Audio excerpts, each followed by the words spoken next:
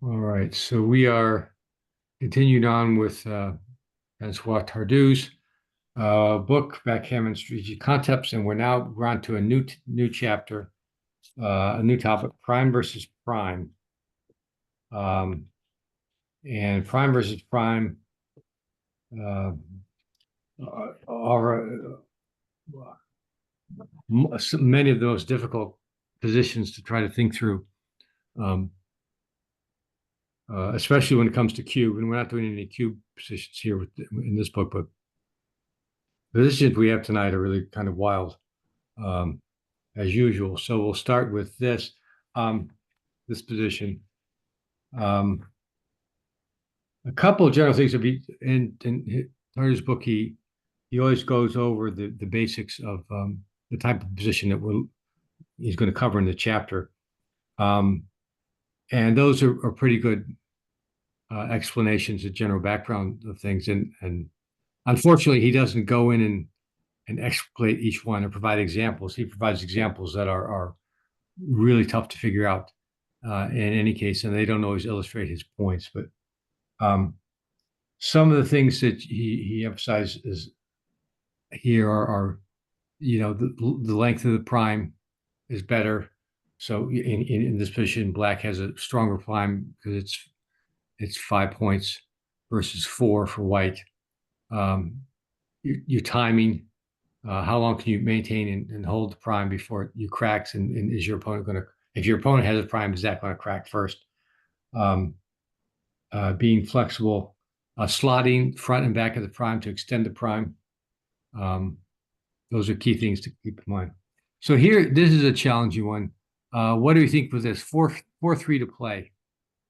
And what do you see here and what's important and why? And uh, I would never get this one right probably, but it's I still don't fun. think I would dare to do it, but I do note that if you play 10 to 3, Yeah, uh, black needs 2 to hit and also 2 to cover his bar point, but yeah, expect that's a bit too brave. yeah, What if you moved two men in position to close up the 3 and the 2 point?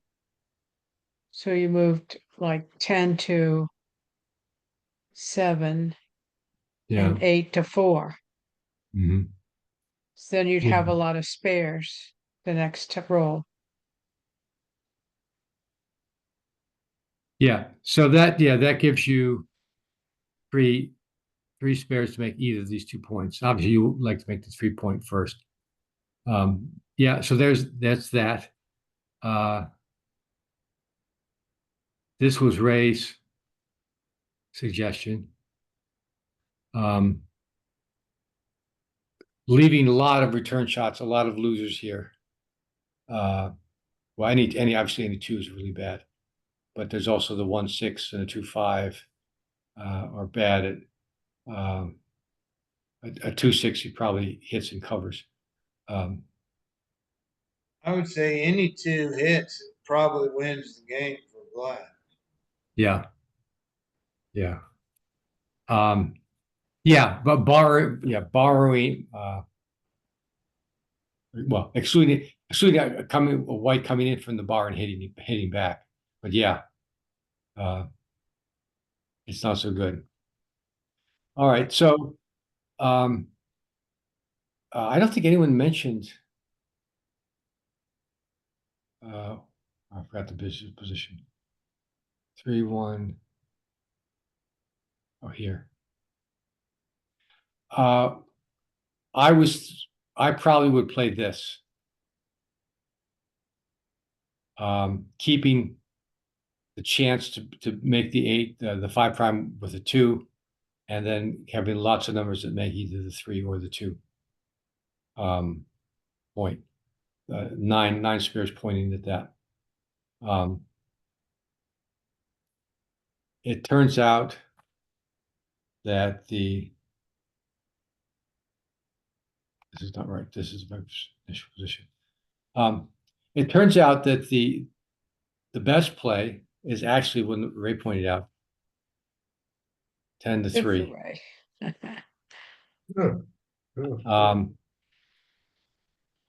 Yeah, which is to me this seems like more of a desperation play. And although yeah, you can sort of there's a logic to it. You're giving up a lot of return shots and a lot of just losers. Any two, again, the 1-6. But it gives you the best chance to win. You got a terrible roll. Any 6 and you win, or 1-5, and you're in great shape. And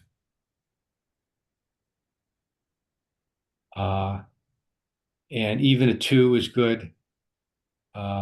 Making the 3-point would have been a 5-3, or really any 2. Instead, you had a 4-3, which is a really nasty roll. But this play gives you the best chance to win, just because as long as he doesn't hit you, you're going to make a 5 prime somewhere. And if you make a 5 prime, you have a chance. You have a chance, and your opponent may crack before you do, and that's kind of what you're playing for here. The explanation Tardieu gives is that when your opponent is threatening a prime and you can't escape a back checker, slotting a key point is the best counterplay. So yeah, I mean this is a key concept that primes, you want to extend the prime, so you got a slot, and you can see either slot the front or the back, and obviously slotting the back is generally safer because you don't have the direct shot. But in the absence of anything constructive to do, a slot in here is better. Is it Now, anything, point out, go ahead. is it anything to do with the duplication of 2s? Yeah, I was thinking of that too. But Suppose that was on the 15 point instead of the 16. Yeah, I looked at that, and it's still the same. But still, yeah. I would say it's because in the version of prime versus prime, you win roughly 70% of the time that he doesn't hit you, because you now have better timing. Right now, black has slightly better timing. Yeah.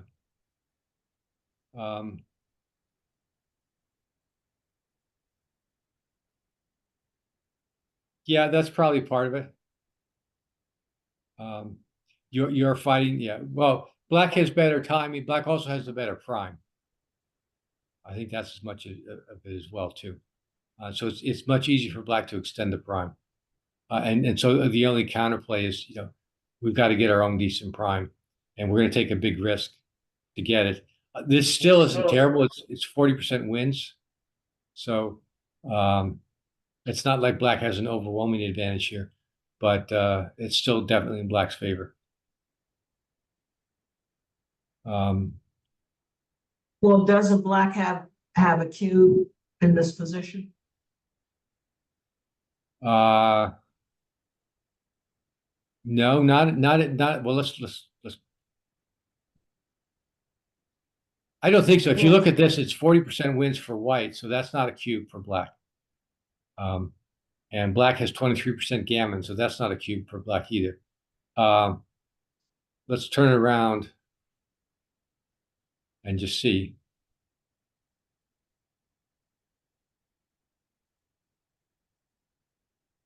Oh, it is a double. Okay. Wow. So yeah, so it's a double, but it's a big take. So, and I guess this is a pretty volatile position. So black would double this because of the gammons and just the jokers. Better to double before you can roll the jokers, but it's only a 60, it's 59-41. So it's a 60-40 game basically. I doubt that I would think to double this here.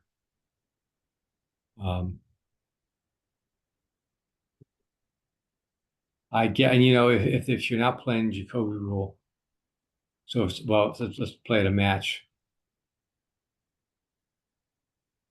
long match.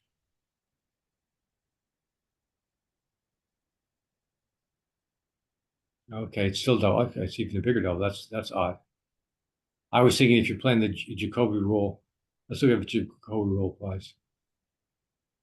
Yeah, so without the Jacoby rule, it's not a double. Although I'm surprised, and that's because you don't get the gammons if you don't double with the Jacoby rule. But even in match play, that's interesting. Oh wait, let's get the score. Let's make at an even score match play. Okay, then it's no double, but it's close.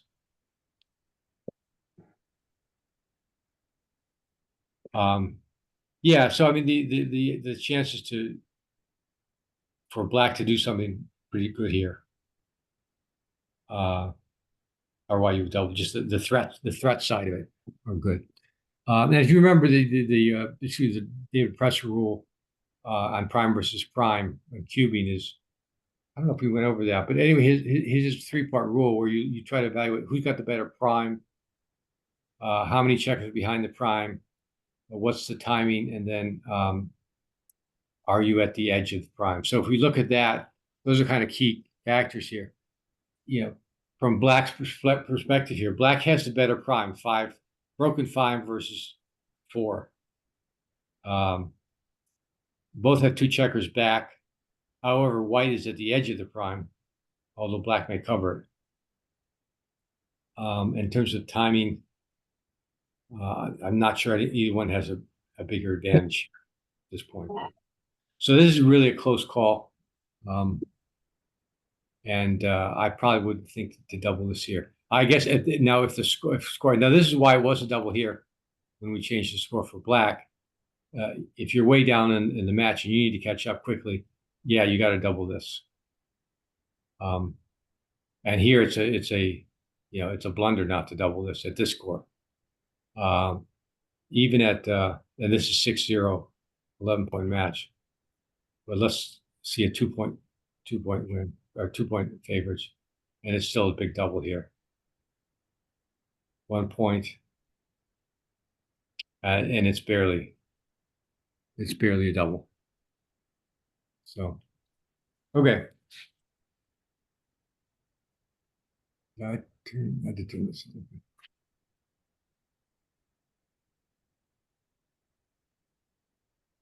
go to the next one.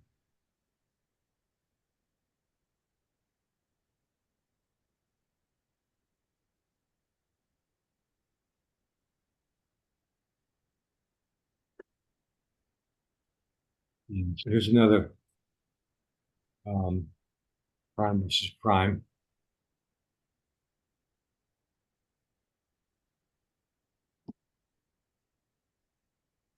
Where we have a similar situation. I guess the big difference here is that white has more timing. Black,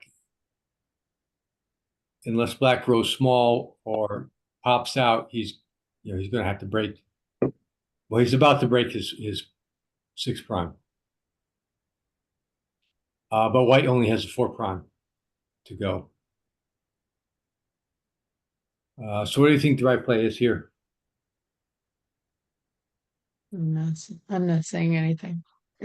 Come on. I would come up. You know, don't hold back. I would come up. Antoinette, you were going to say something? I would come up. Come up. What do you mean come up? With the 2. You mean 6 to 4? No, I mean 24, 22. Well, you can't. This is white to play. Oh, it's white's roll. White's roll, yeah. Yeah, it's white's roll. So, yeah. 13-8, 7-5. Yeah, well, that's a safe play. Probably what I would do, you could do that. So now you've got good chances to make either the 4 or the 3, even the 2, although you don't want to make the 2. Let's see what you. Yeah, I mean, that's a safe play. You could go 13-8, 7-5 as well. Um,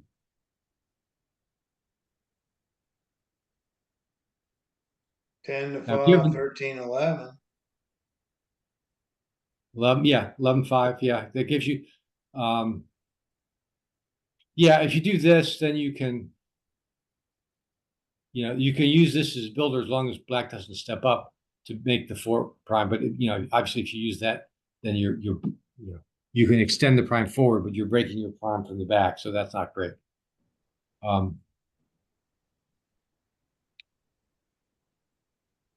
What about this one? Oops. We can slot the front of the prime. I was looking at that. Yeah.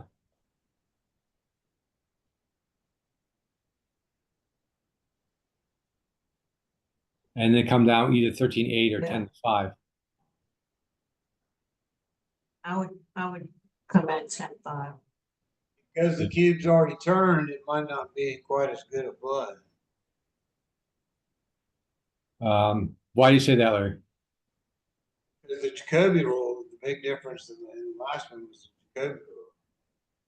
The cube's already been turned. Right.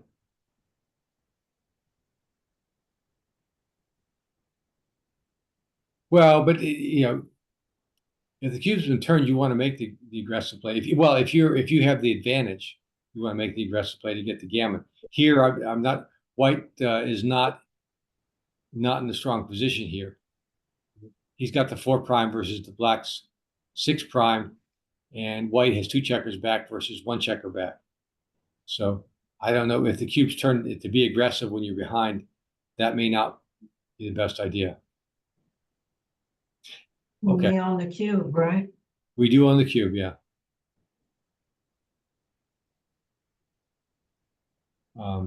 Yeah, so well, actually, I should say it's because the cube is in play, though. I guess it's not.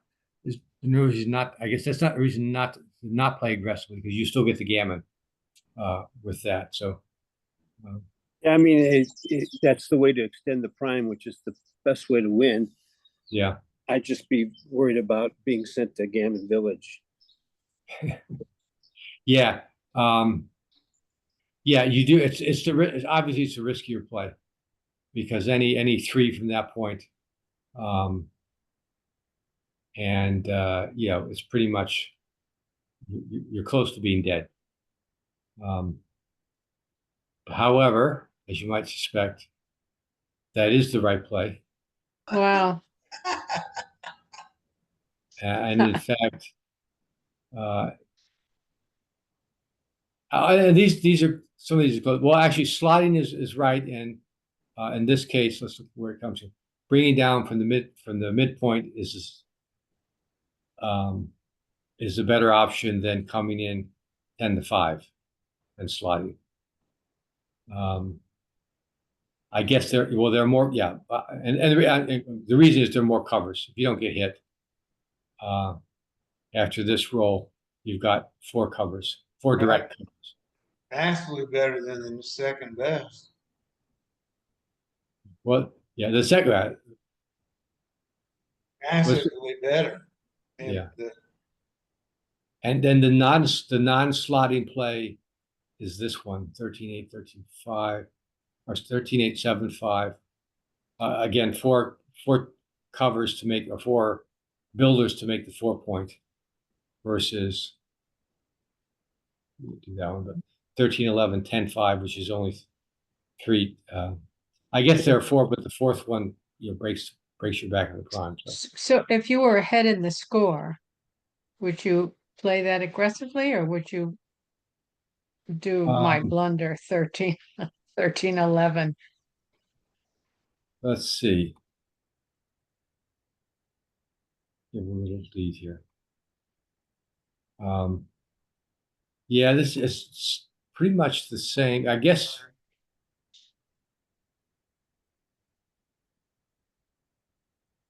Yeah. So yeah, the difference, I don't know if you remember the other ones, but this was 0.04. The second best play was 0.04 error. This is a 0.03 error. So it's not quite, so the score doesn't have that big of an impact. And now this is a 4 points out of 11. I suspect if, so goes this way.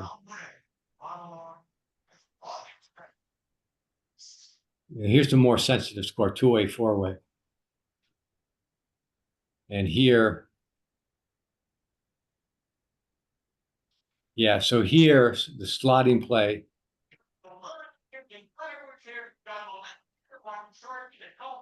Slotting play actually is the error here. So yeah, the answer to your question is, I guess it depends. You look at the most sensitive score where gammon is the match, and that tells you not to play that way. But if you're just ahead and it's not the match, then it seems like it's okay to play that way. Then to play this aggressively like that. All right.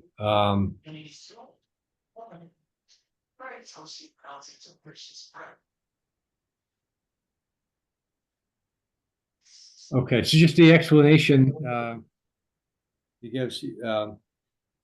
He says the danger of slotting a key point in the prime is not excessive. Well, I guess that's a matter of opinion. This seems like a pretty big danger here, slotting this one. But, and then he says any play which gives you 2% more gammon losses for a 1% additional win is mathematically beneficial. And I guess that's true. What he's saying here is that if you get gammon here, you lose 4 instead of 2. So the difference is 2. But if you win, you're going to win 2 instead of losing 2. So that's a difference of 4. So it's twice as good to win as it is to get gammon. There's no way you can tell that over the board. But theoretically, that's the idea. Then it says, and this is, I guess this is true, but it's kind of lame. If you get hit, your checker can stay on the bar and recirculate later on, in which case it gives you timing you need to keep your prime while you wait for a late shot. So what he's saying here is even if you do get hit, you have an ace-point game, and maybe you can keep your prime. And ace-point game is worth about 15% wins. That's also kind of in the desperation bag as far as I'm concerned. But it's true. I mean, if you you do have the ace-point game. If all else fails, you have the ace-point game, and you're not likely to get gammon, and you got 15% wins. It's better, better than nothing, but still not much there. But another case where in desperation you slot the front of the prime if there's nothing else that you can do. Okay. Someone's got the TV going on in the background. Yeah. No. Oh, that's me. Hang on. Okay. Okay. All right. 5 point. The next one.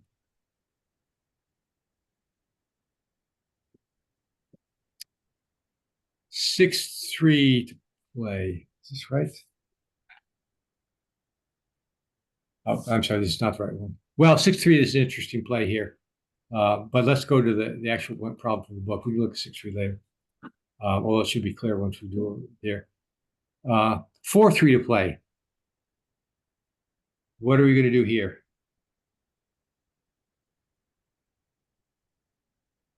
I think you got to hit. Mm-hmm.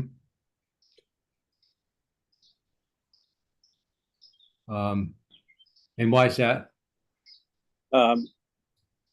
Because if I don't want the opponent to anchor. I've learned by getting criticized by XG when I do not hit, and it's a 5-point board versus a 3-point board. Mm-hmm. So I'm willing to take the risk. Yeah. Because if black anchors, then they're in it till the end. Yeah. Well, this is the opposite. The ace point game logic from the other side that we saw in the last problem, where if black comes in, he's got an ace point game and probably a well-timed ace point game because he's got another checker to bring in, which means that he's going to get 15% wins. If we hit and he doesn't, and we can cover before he enters, then we got 3 checkers on the bar, and we're not likely to leave it. Well, not likely to lose. It was probably like 95 or better % wins with a lot of 3 on the bar, a lot of gammons, and an occasional backgammon. But the So problem I see is that the number you need to cover the 6 is the same number you need to escape. yeah, yep, The other thing with this is, we're up like 43 pips, so why do we want to take a chance and hit?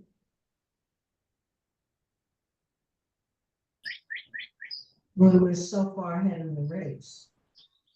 And he's a favorite to get down whether he rolls the ace or not. I think it's just because we don't want the opponent to anchor. That, to me, that's the top priority. yeah. Well, these are good questions that you can't see. I don't think you can. I can't. You can't see intuitively. You can't calculate necessarily over the board. And so this is why we look at XGM. And the answer is to hit. All the top players are hitting. Here's one. Huh. It's not. Yeah, that's the play that I would have made. Yeah. It's not quite a blunder, but it's close. Huh. And the other place. But again, it's something you learn by playing XG because you wouldn't know. Because if you get hit here and then lose the game, you'll be scarred. That's the problem people have. They remember when they lose, and if you hit loose and don't get hit back, obviously you knew it. Obviously, it was the right play. The thing that we didn't mention here is the question of timing here, because you need enough time to roll the 6. And so the question is, well, let's go back to actually the play I had originally on a 6-3. So here we have a 6. We can come out. We can also now make the point, the ace point. And so what do we do here? Do we come out or do we make the ace point? I would make. You'd make the ace point. Yeah, I think we have enough time to roll the 6. Yeah. Anyone disagree or think otherwise? No, I agree with Ange. Why not? You have so much time. Why not? Yeah. Well, the other thing you could do though is come out and then also hit.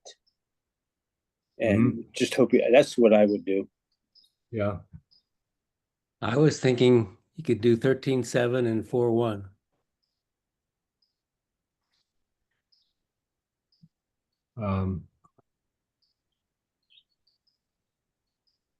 Yeah. Still, yeah, the problem with that one, Charlie, I think is that if we get hit there, now we've got 2 checkers behind, and we need a 6 and depending on how we come in, we need another number and a 6. So we're giving ourselves a lot, and then we've also taken our timing away. We've taken some of our timing away to get that 6, and the 6 also could be used to cover. So that seems like a tall order. In any case, the answer here is definitely to cover. So and a far distant blunder is to come out and hit. Charlie's play. More distant blunder. Charlie play. Huge play. Huge blunder. Yeah, I don't see Charlie's play here. It's there. 13-7. Oh, 13. Oh, yes. Yeah. Okay. Right. You play. 13, guess yeah, it's 13-7. So it's Antoinette's right. It looks like we have enough timing by not running out right now. Yeah. Yeah, the thing too is that on these plays, when you've got the when you had the 6 prime, not only do you have these 2 checkers that can come in, you can also, if you don't get the 6 anytime soon, you can start peeling away the 6 point and even the Mhm. 5 point, because Black has 3 checkers to come in.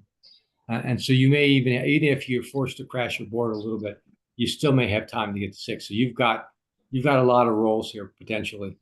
Yeah, assuming you don't roll double 5s or something stupid like that, double 4s. But so yeah, this gives you plenty of time to come in. And 3 on the bar here, you're 88% wins and 78% gammons. So basically, if you can roll a 6 in the next 3 or 4 rolls, you're pretty much guaranteed to gammon. Mhm. All right. Just Tardieu's explanation here. This one. With a closed board and 3 of your opponent's checkers on the bar, your gammon chances are about 85%, and your backgammon chances around 7%. Black has decent timing, an ace point game will give them around 15% winning chances. So that's the same idea before. Well, that's the idea. That's why you want to hit, to keep him off, to keep him from anchoring. And this goes back to kind of the blitzing theory is, keep your opponent from anchoring even at potentially high cost. Obviously, if you hit, you get hit back, your winning chances are down quite a bit, but still, it's worth it. Okay, let's try to do get two more in here. 5-3 to play. So obviously, we have a chance to come out. Do we come out here, or do we do something different?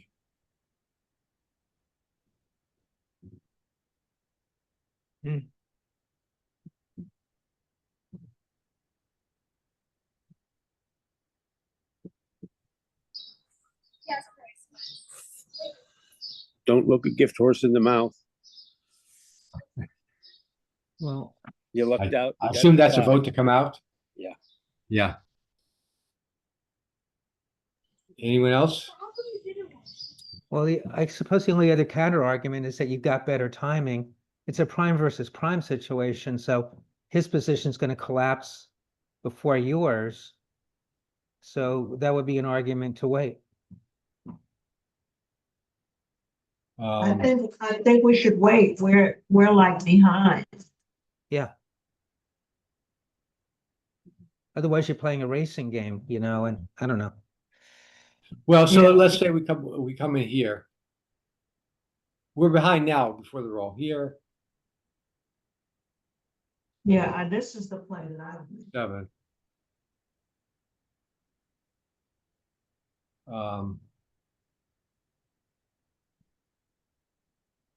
So Black comes out with any 6, and he plays in. He's got 2 checkers.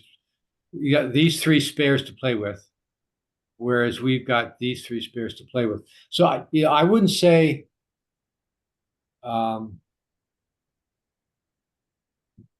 We are now 7 pips difference, but yeah, I wouldn't say this is a tremendous advantage for us in terms of timing. We're better in that Black is on roll, but the pips count is about the same. I guess we're a little bit Black. We have a little bit, but he's on roll. We are a little bit ahead of him here because Black's got these 2 checkers which aren't part of the prime, so they can be broken, and are going to be broken first, barring I don't know some bizarre number. And then this is a spare. So we both have the 6 point as a spare. And our checkers are here. So we're like 3 pips ahead. What is that? 3 pips ahead. Or 3 pips less timing. But Black is on roll. So it's not Black's advantage of timing here is not overwhelming. Right. Again, that's if we do that play. Okay, so Can you take it back to the original again? yeah, I sort of. There we go. The All other, the other play, do sixes. Uh, But I think that I would, because this is like 6-1, 6-4, double sixes. I would wait. wait, okay. So the answer is to run out. And And what is this play? By how much? running out play is right, and the second best play is the one that we looked at. I guess By how the much? safer play. It's a Uh, blunder? It's a blunder? Yeah, actually is. I'm plus plus. Wow. The explanation here is that with a close board and three of your opponents, oh, that's the other problem, sorry.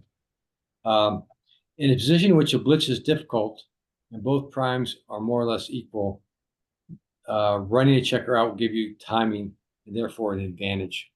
Yeah. How is this an advantage? I mean, he's got Well, lots. if you look at it,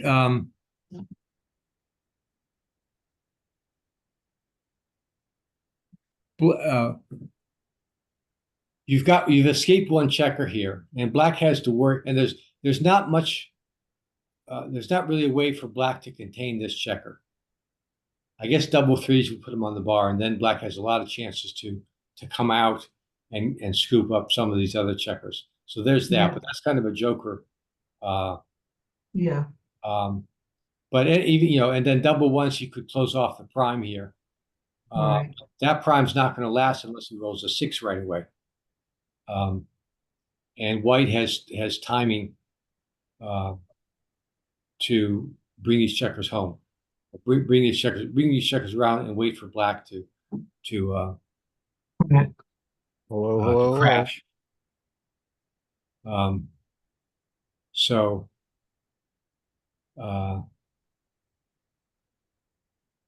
it might be different. Let's go back to the original. Now let's say black had this play.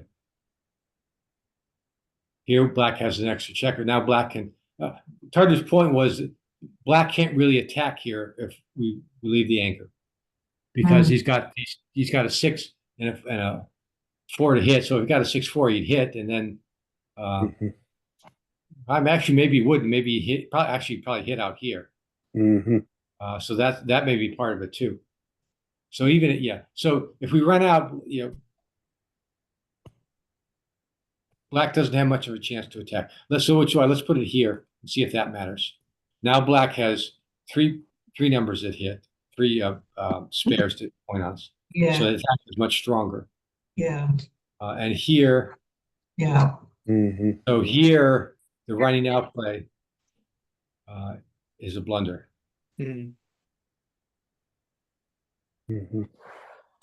So that's a good one to know. This is the safer play. This is a running in play.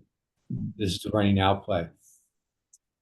Yeah. So that seems to be more of the key feature here, is that black, in the original position, not much black can do. We're not really in danger here. Again, barring a joker. Double threes. I guess something, a 7 or something that black would point out, or not point us, but hit us loose here out of desperation. But yeah, with no real attacking chances here, it's safer to come out and rely on your 5 prime. And the other thing, though, when you move from that checker in, you've also hurt black's timing. So, so you gave it 4. You improved its race by 4, which I see actually what you mean. hurts it. Yeah. So Now you would want to just sit back and wait because you have better timing. Yes, true. You're taking away, yeah, you're taking away like half a roll for Black's timing, pretty much. And so that's, yeah, I guess that's part of it. I guess I don't know which is more Right. important here. I would think the Right. attacking side is more important, but I agree. But it's a fair point. I did a variation here, so I don't remember.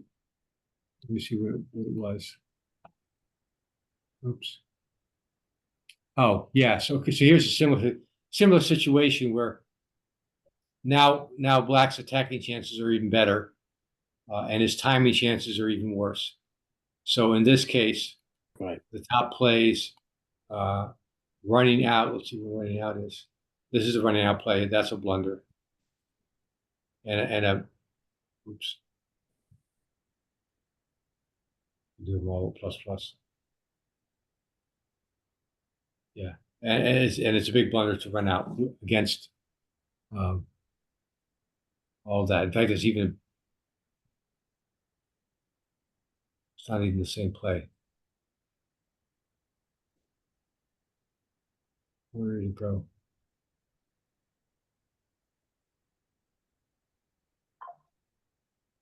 Oh, 23, this one. Yeah, in fact, even running out here, this play, Black's going to hit loose here, pretty much. And then you got three blots out here and one blot in here. Black's asking, well, Black actually, we're still favored to win. It's 52%, but the gammons, if we lose, are going to be high. There, it looks like we're giving Black a lot of chances to gammon us here. Mm-hmm. It looks like 25%. Whereas these plays, we're slightly more favored to win. And if we don't win, we're not going to give up as many games, about half as many games this way. Okay. All right, last one for tonight. Double threes to play.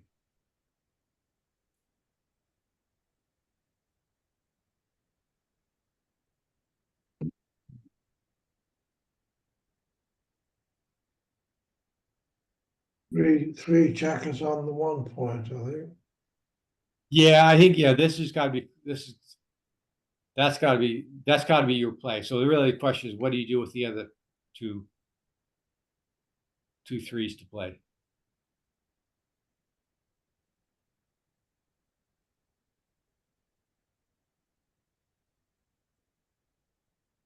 So I think there are three options here. You can bring this one in.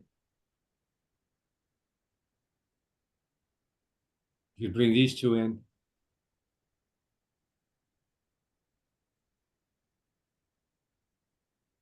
Or you can point switch.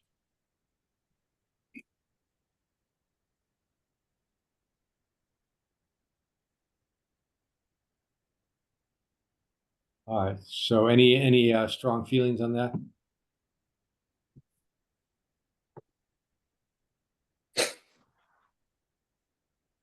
Well, most sixes are good for Black because they 6-1, 6-2, 6-3 make the prime, make the bar point.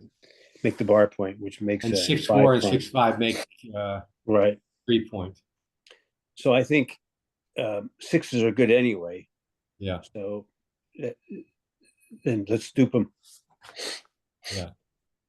Yeah. And the other thing here too is that if Black doesn't come in, we have timing here to roll our own 6. We've got 3 checkers to bring in without without risking a whole lot.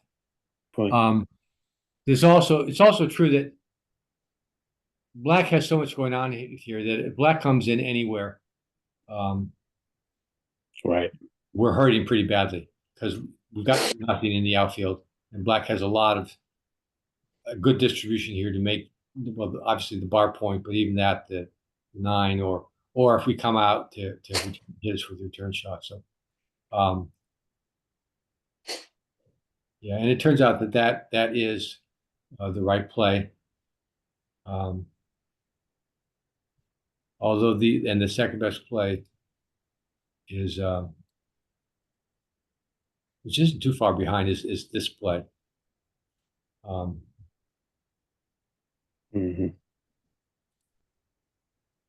So the explanation here from Mr. Tardieu is with an opposing checker on the bar and one man back, optimize your inner board while trying to give yourself the timing you need to get out.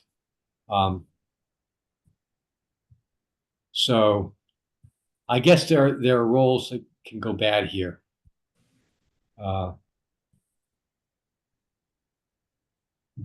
Like a 6 something. Well, 6 is good, but let's say 5-4. Not great. Mhm. Probably any 4 or 3. 3s aren't great. Yeah. So here for yeah. Okay. Anyway, we'll leave it at that. And we have a few more weeks, 2 or 3 more weeks to go with this chapter. A lot of interesting positions like this.